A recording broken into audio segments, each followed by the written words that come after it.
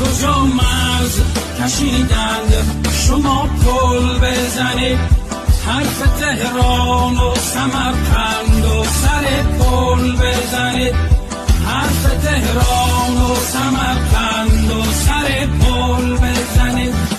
هر که از جنگ سخن گفت بخندید برا، هر که از جنگ سخن گفت بخندید برا.